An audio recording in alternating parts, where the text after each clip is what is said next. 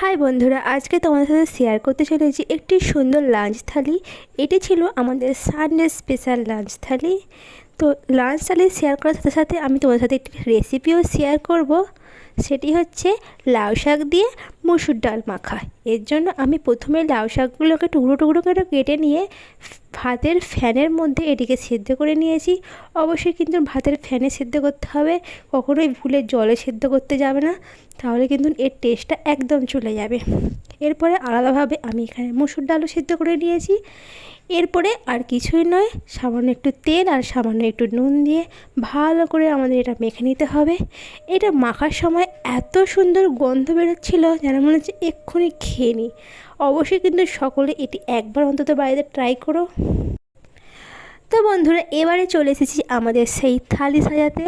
তার জন্য আমি এখানে প্রথমেই নিয়ে নিচ্ছি গরম গরম ভাত। অনেকেই ভাতটাকে বাটির মধ্যে রেখে উল্টে দেয়, আমার বাপু ওই রকম করে ভালো লাগে না, তাই আমি এইভাবেই ভাতটাকে সুন্দর করে সাজিয়ে নিলাম। এরপরে আমি এখানে দিয়ে দেবো অল্প একটু স্যালাড। তার জন্য দিচ্ছি 2 টুকরো পেঁয়াজ, 3-4 টুকরো শসা, 1 টুকরো লেবু আর একটি কাঁচা লঙ্কা, যেটি অবশ্যই লাল হয়ে গেছে।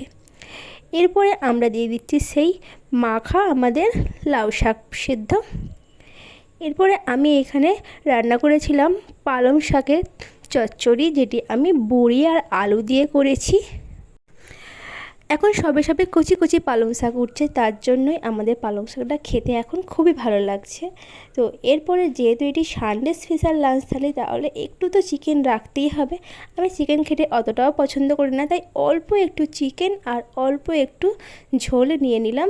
তো বন্ধুরা, দেখতেই পাচ্ছ, এই হয়ে গেল আজকের আমাদের সানডে স্পেশাল লাঞ্চ থালি। কেমন লাগলো ভিডিওটা অবশ্যই জানিও, আর এর মধ্যে কোন রেসিপিটা তোমরা দেখতে চাইছো অবশ্যই কিন্তু কমেন্ট করে জানিও। আজকের ভিডিও এতটাই। ভিডিও সম্পূর্ণ দেখার জন্য সবাইকে অসংখ্য ধন্যবাদ। Thank you.